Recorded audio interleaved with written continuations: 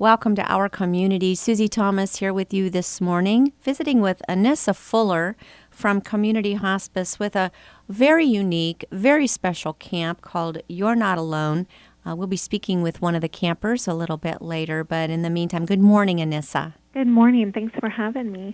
Thank you for being here. First of all, your position with Community Hospice. Tell us a little bit about what you do. I'm the bereavement care manager, and I've been here. This is my 5th year here at Community Hospice, and I manage our bereavement services for the community and our hospice patients and their families. Now, that's what I think of when I think of hospice, is someone coming in and caring for someone at the end of life, but how important it is to be able to treat, if you will, the family and close friends of the one who is being treated in hospice. Is that what the idea between your position is? Absolutely. Here at Community Hospice, we believe in making sure that the whole family is cared for. And through doing that, we provide services for at least 13 months after the death of a loved one and also before the death. So we're constantly looking at family needs, and we're making sure that we're addressing both spiritual and emotional needs. It's amazing to think that 13 months following the death of a loved one, you are still grieving, and you are. Something can just trigger an emotional response years later, and you think, where did that come from? What kinds of services do you offer family members? We have a number of services, and we're very proud here at Community Hospice to be able to offer these services, like I said, not only to our families of our hospice patients, but also to the community. We have speaker engagements where we go out into the community and we provide group speaking topics on how to support those in grief, or how to support those who are grieving. I apologize. We also have support groups, individual counseling. We have social activities that are run by our bereavement volunteers. For example, we have an Out to Lunch Bunch that has anywhere from 30 to 40 participants any given month. And we just have a wonderful bereavement volunteer that coordinates that activity. We also provide memorial services twice a year, once during the holidays and once in the springtime. And we provide routine and intentional mailings to all of the bereaved that are interested in those. It's amazing to think that as I'm listening to you, the tentacles that grief has, because you're talking about someone who is someone's employee that's going through grief. How do you get them through that time and come around and support them through that? And as they're trying to assimilate back into the workplace after going through a life-altering experience, is that the kind of thing that your community outreach explores? Absolutely. One of the most difficult things to do when somebody is grieving is to be able to sit with them and to hear the pain that they have, and to be able, so we try to equip people in how to help others feel normal and how to know that what they're experiencing is normal. So we spend a lot of time in our training and our education with anybody that we work with on providing them with materials that share with them what are normal grief responses, what could be normal to you, and we listen to their stories. Everybody's story is unique, and it's important. It really kind of paves the way on how they're going to grieve in their own journey. Calling hours. You never know what to say when you're going through the line, and having been on both sides of them, I kind of remember thinking, it doesn't matter what you say, just thanks for being here. What is the right thing? Because there are some really dumb things to say to people. What should you say and what should you not say when you're talking to someone going through bereavement? Well, we actually cover that in our training, and this, like I said, this training is free, and we go out to small groups. But some of the things that you don't want to say is you don't want to say that I know exactly how you feel. Yeah. I lost Anna sitting here with me, the camper from our camp, and she's kind of laughing because she knows all too well that that's a very frustrating statement to hear somebody say, that nobody really knows how you feel. Right. So that's a big one to not say, is I know exactly how you feel. We encourage people to say things like, I did lose a loved one. You can share that if you want, and I know somewhat, but I can't imagine what it's like for you to have lost your loved one, because I'm sure that relationship was so special.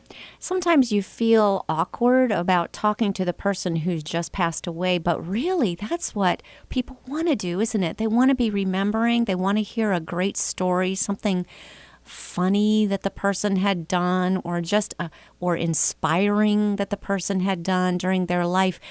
I remember just loving to hear stories of family members that had passed away, what they had meant to other people, these folks that I loved so dearly. Is that close to a good thing to talk about? That's a very close thing, and it just depends on the person. There could be folks out there that aren't ready to hear that. Yes. But most folks will tell you, I love to hear something new. I had a gentleman one time, who lost a child, and it was very important for people to come up to him and tell him stories about his child, things that he had never known. And you hear that quite often. You hear people wanting to hear stories about their loved one. But on occasion, too, that's emotion overload. Right, and that right. you just have to feel out that person and know where they're at in their grief and what they're able to assimilate at that time. Is it also okay just to say, whatever you want to talk about? You're allowed to feel however you feel. Absolutely. And just whatever you want to talk about, I'm just here. I'm here. And I think the being there, and correct me if I'm wrong, being there for somebody is what means the most during those times. Absolutely. And you've hit it right on the head. I mean, it's just about presence, and it's about being there and being intentional about being there. If you say something that, call me if you need me, they're probably not going to call. But if you make a call to them and you just call in to say, I was thinking about you, or just, maybe it's the small things. Maybe that they, maybe would be too overwhelmed to get to the store and pick up some small necessities. So you bring some necessities by, or maybe you give a food item or a gift certificate to a restaurant. Just being intentional and reaching out and letting somebody know that you're there. I don't think you can overstate the importance of food during that time, because for some reason you're in grief and you forget to eat, and you just need to keep your strength up. It's an exhausting time, and I never understood comfort food until I was on the receiving end of that. Can you touch on that a little bit?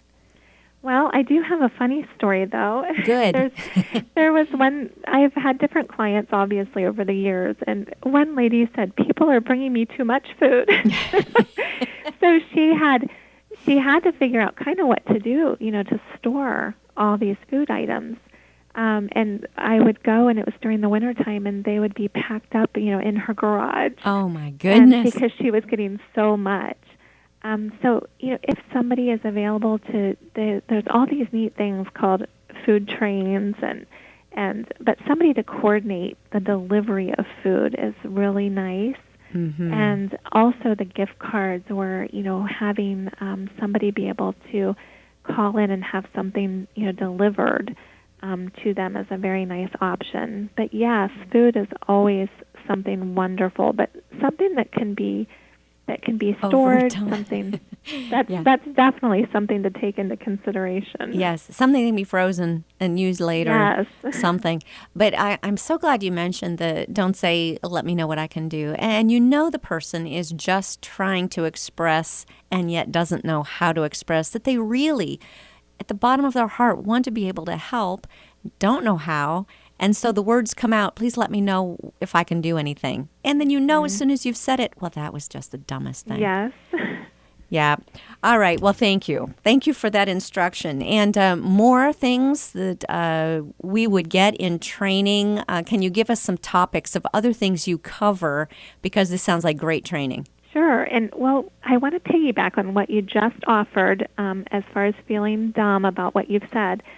one of the training that we do with a lot of our bereaved folks is we let them know that people are very well-intentioned, and we let them know that they don't know what to say, and that that's a very real possibility that people will frustrate them, and to please understand that they are well-intentioned and they just don't know, what to do or say when their loved one dies. And that makes people feel better because they depersonalize it a little bit. Good. So I felt like that was important to share because it is true. A lot of us, we've all done that. I've done that, where you go out and you end up saying something, and the closer something hits you to home, the more sensitive you are and the more you just want somebody to be okay. And you just want to find those words, and you know that those words really probably aren't there, but you want so badly for somebody else to be okay. It happens. Yeah. It happens. Oh, my goodness. I have prayed that, Lord, please be a sieve and let only something that is from you find its way through, and anything that's just from me, just block it out and just kind of sift out the words for us, because you're trying so hard. Yeah. It's as we're talking about what to say and what not to say, it's also very difficult to go in and visit someone who is at the end of life. Give us some pointers there as far as what a good, healthy visit would look like.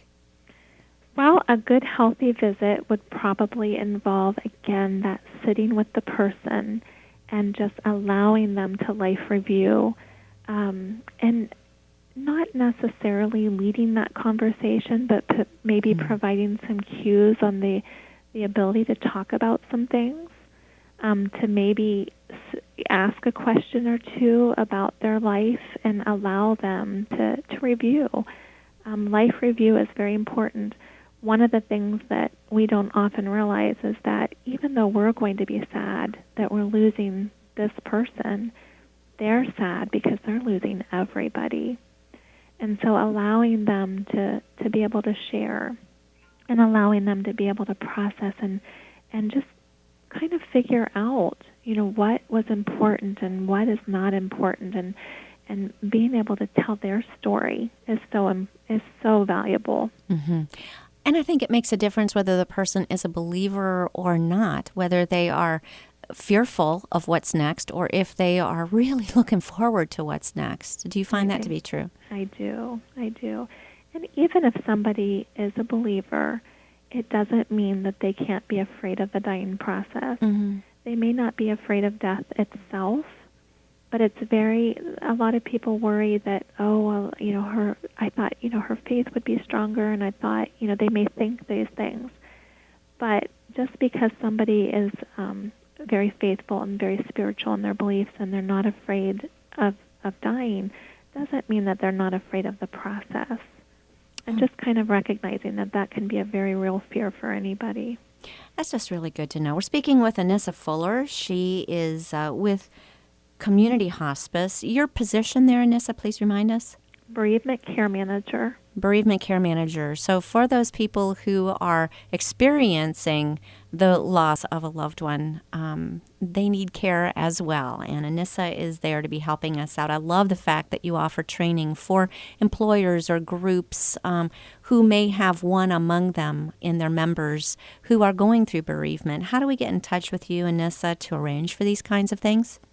We have a bereavement website, and it's bereavement@myhospice.org, or you can call our main office at 330-343-7605. You can also reach out to us through our Facebook page, which is Community Hospice, and then we also have a website called myhospice.org.